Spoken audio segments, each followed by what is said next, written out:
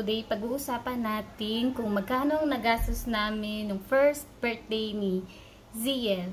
So, actually, depende talaga yan sa inyo kung magkano magagastos nyo para sa first birthday ni baby.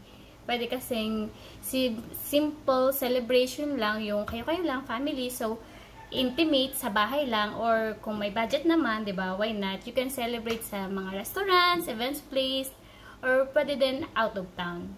Kanya-kanya naman kasi tayong preferences. Kasi 'di ba yung iba gusto nila magse-celebrate sila lang kasi 'di ba hindi pa naman daw naiintindihan ni baby 'yon kasi syempre baby pa hindi niya pa maaalala kung magse-celebrate ng bongga.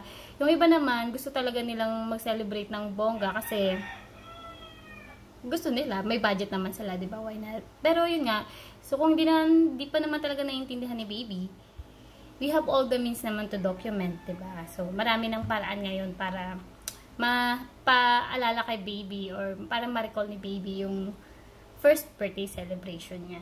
So, in our case kasi, sa amin ni daddy, gusto talaga namin ng simpleng celebration lang, yung kami lang din, yung asing gagastos kami ng less than 40k. So, yun lang talaga yung sinet kong budget para sa first birthday ni Ziel. So, kaso naisip namin, nung kasal kasi namin, dapat ang guest namin is 200 packs nung wedding namin. However, due to pandemic, high pa yung pandemic noon, 2020.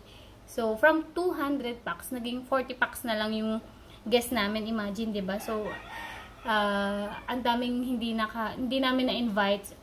As in, church mates lang, kami lang, first family lang namin yung present nung wedding namin. So, dahil dyan, naisip namin na why not i-invite namin yung mga iba pang na gusto namin i-invite sana nung kasal namin dito sa first birthday ni Ziel. Total, yung celebration naman ni Ziel, 4-in-1 celebration siya. Actually, hindi nga lang 4 5 pa. Kasi birthday ni Ziel, dedication ni Ziel. Inisa na rin kasi namin yung first birthday tsaka dedication niya.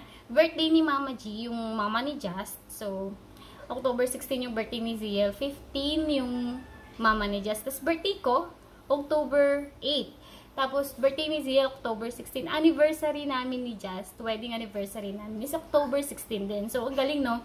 Sa mismong anniversary namin ni Just, lumabas si Zia. So, it's really worth to celebrate talaga, diba? And, it's not about Zia lang naman eh. It's also about us parents who surpassed this milestone, ang first 12 months ni baby na pag-aalaga, pagpupuyat, and everything. So, it's really worth to celebrate. So, ayun na nga. Punta na tayo sa expenses. Magkano ba talaga inabot ng first birthday ni Ziel? So, sa venue namin, inabot kami ng 25,000. Kasi, actually, ano lang yun eh. Siguro mga sa 18, nakalimutan ko na.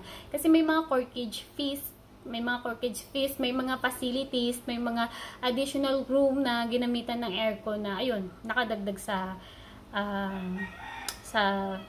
expense ng venue. So, sa catering naman, 60,000 for 100 adults and 30 kids sa food. So, all in na yung package na kinuha namin for, tama na yung photo booth, MC, clown, coordinator, prizes sa games, mga booth, photo booth, snacks booth, food booth.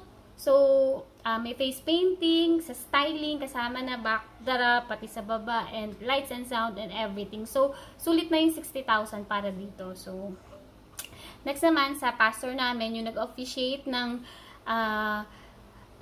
dedication ni Ziel, 3K. Nagbigay lang kami ng 3K kay pastor.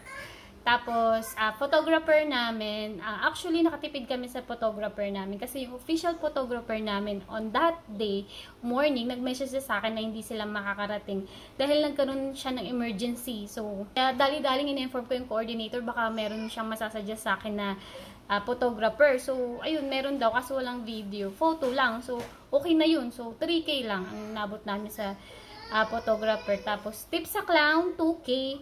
Photoshoot ni Ziel sa first birthday niya is 3.5. So, all in all, inabot kami ng 101,500. Wow!